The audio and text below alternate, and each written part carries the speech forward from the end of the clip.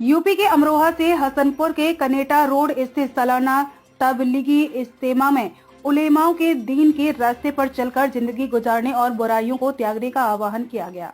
उलेमाओं ने कहा कि अल्लाह और उसके रसूल के बताए हुए रास्ते पर चलकर ही इंसान दुनिया और आखिरत में कामयाबी हासिल कर सकता है। शनिवार को इज्तिमा को खिताब करते हुए मुफ्ती शोएब अहमद ने फरमाया कि अल्लाह हर चीज का मालिक है और उसकी मर्जी के बिना एक पत्ता भी नहीं हिल सकता। उन्होंने कहा कि मुसलमानों को बुरी आदतों को छोड़कर अल्लाह और उनके पाक नबी के बताए हुए रास्तों पर चलना चाहिए और कयामत आने से पहले अपनी तैयारी कर लेनी चाहिए।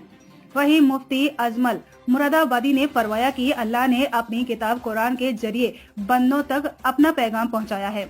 अल्लाह पूरी कायनात का मालिक है और सबको पैदा करने वाला वही है। उन्होंने कहा कि दुनिया की बड़ी बड़ी ताकतों ने भी अल्लाह को एक माना है। सारी दुनिया का निजाम सिर्फ और सिर्फ अल्लाह के हाथ में है। कुरान में अल्लाह ने पूरी कायनात के बारे में बताया है और यह भी बताया है कि यह दुनिया हमेशा रहने वाली नहीं है। उन्होंने कहा कि कुरान में अल्लाह फरमाता है, ऐ लोगों अपने परवरदिगार से डरो। कयामत के दिन ऐसा मंजर होगा कि इंसानों के होश उड़ जाएंगे। उस दिन हुकूमत और सत्ता संभालने वाले भी कुछ नहीं कर पाएंगे।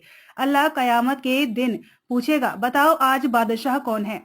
उलेमाओं ने कहा कि अल्लाह के अजाब से बचने के लिए कुरान के बताए हुए रास्ते पर अमल करना जरूरी है, क्योंकि बाद में पछताने का कोई मौका नहीं मिलेगा। दुनिया में अच्छे अमाल करने होंगे ताकि कयामत के दिन शर्मिंदगी ना उठानी पड़े।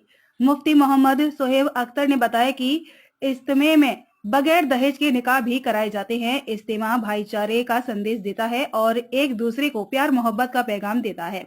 अमरोहा से मोहम्मद चांद की रिपोर्ट।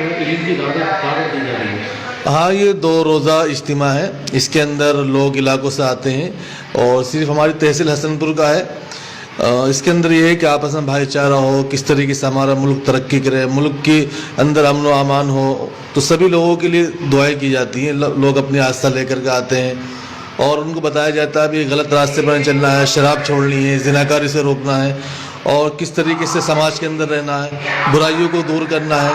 तो ये इस काम के लिए इज्तिमा होते हैं। और क्या इसके अंदर निकाह वगैरह भी होते हैं और इसके अंदर आपके तकरीबन 8-10 निकाह होंगे। तो ये भी एक समाजी काम है। लोग आज के बहुत सारी शादियां करते हैं, उन शादियों के अंदर फजूल खर्ची करते हैं, इसराफ करते हैं। तो सबसे अच्छी बात ये है कि इसके अंदर फजूल खर्ची नहीं होती है, सुन्नत के मुताबिक निकाह हो जाता है। तो हमें कोशिश भी करनी चाहिए कि हमारी जो शादी हो रही है उसके अंदर बहुत ज़्यादा इसराफ हो रहा है, पटाखे हैं और इसी तरीके से बहुत सारा गलत खर्च होता है। तो इसलिए हमारे यहाँ ये निकाह होते हैं।